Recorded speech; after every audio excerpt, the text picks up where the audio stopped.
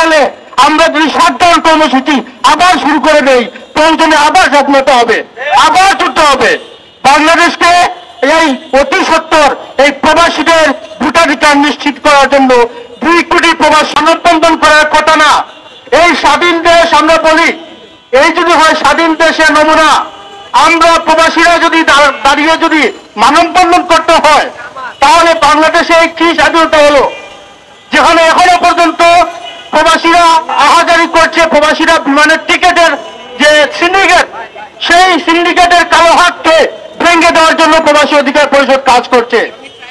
আমরা বলতে চাই, এই অন্তর্বর্তীকালীন সরকার দায়িত্ব নিয়েছে সকল পর্যায়ে সংস্কার করবে বলে, কিন্তু দেখতে পাচ্ছি এই বাংলাদেশে আপনারা সবাই অবগত আছেন যে এখন বাংলাদেশে রেমিটেন্স শাটডাউন হয়েছিল, তখন কিন্তু এই বাংলাদেশে যে স্বৈরাচারী সরকার সে মাথা নত করেছিল, এবং যখন সে 5ই আগস্টের আগে আপনারা সকলে দেখেছেন এই প্রবাসীদের ঐক্যবদ্ধ আন্দোলনের প্রয়াসের মাধ্যমে এই সরকার নড়বড়ে হয়ে গিয়েছিল। তখন আমাদের একটাই দাবি ছিল প্রবাসীদের, সেটা ছিল আমরা রেমিটেন্স দিব না, এবং বাংলাদেশে তখনকার সময়ে প্রত্যেকে ভেবেছিল এই সরকার পতন হতে যাচ্ছে, এবং সরকার পতন হয়েছে। এই স্বৈরাচার সরকার গিয়েছে, কিন্তু প্রবাসীদেরকে যে মূল্যায়ন করা দরকার সেই মূল্যায়নটুকু কি প্রবাসীরা পাচ্ছে?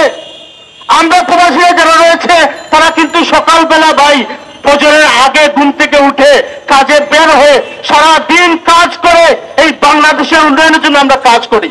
আমাদেরকে রেমিটেন্স যুদ্ধ আপনারা বলেন, আমরা যদি রেমিটেন্স যুদ্ধ হই, এই দেশের জন্য যদি আমরা কাজ করে থাকি, এটা কি আমাদেরকে এই মূল্য দিবেন? আমরা সকল প্রকারের সিন্ডিকেটকে বন্ধ করে বিমানের টিকেটের মূল্য অতি সত্বর কমানোর জন্য আহ্বান জানাচ্ছি। অনেক প্রবাসীরা বাংলাদেশে আসতে চায়, অনেক প্রবাসীরা বাংলাদেশকে দেখতে চায়, বাংলাদেশে তাদের জন্ম, তারা কোথায় আসবে? আপনার সেই সিন্ডিকেটকে ভাঙতে হবে। আমরা দেখতে পাচ্ছি আমাদের অনেকগুলো দাবি রয়েছে, সেই দাবির মধ্যে আরেকটা দাবি আমি আপনাদেরকে বলতে চাই, বাংলাদেশে আপনারা ভোট দিবেন, নির্বাচন করবেন, কোনো সমস্যা নাই, নির্বাচন হবে, নির্বাচন হওয়া প্রয়োজন, কিন্তু প্রবাসীদের 2 কোটি ভোটার ছাড়া, 2 কোটি ভোটার ছাড়া বাংলাদেশে কোনো নির্বাচন হবে না, হবে না, হবে না। বাংলাদেশে যদি নির্বাচন হতে হয়, প্রবাসীদের 2 কোটি ভোটকে নিশ্চিত করতে হবে। আমরা প্রবাসীরা কি বাংলাদেশি না? আমাদের কি জন্ম বাংলাদেশ হয় নাই? এটা কি আপনাদের কোনো মুখের মূল্য নাকি, যেখানে প্রবাসীরা মূল্য নাই? আমরা প্রবাসীরা কিন্তু খেপে গেলে আমরা যদি শাটডাউন কর্মসূচি আবার শুরু করে দেই, প্রয়োজনে আবার স্বাধীনতা হবে, আবার যুদ্ধ হবে।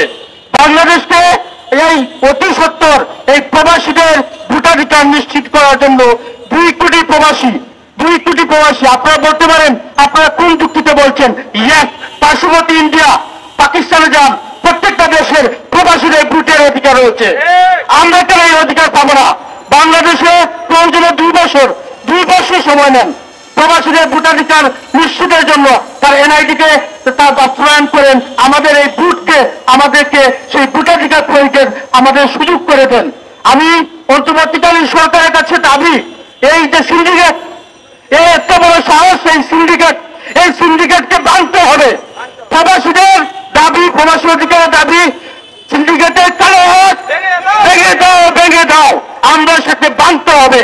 আমরা অনেকগুলো ট্রাভেল এজেন্সি হয়েছে, ও গ্রিন টিকিট বুকিং করে ফেলে।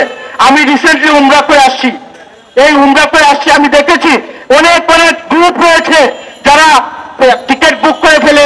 এবং আরেকটা দাবি আমি আপনাদেরকে বলতে চাই, যেহেতু আমি সিলেটের সন্তান, সিলেটের বিমানবন্দরে শুধুমাত্র একটা বিমান অবতরণ হয়, সেটা হচ্ছে বাংলাদেশ বিমান।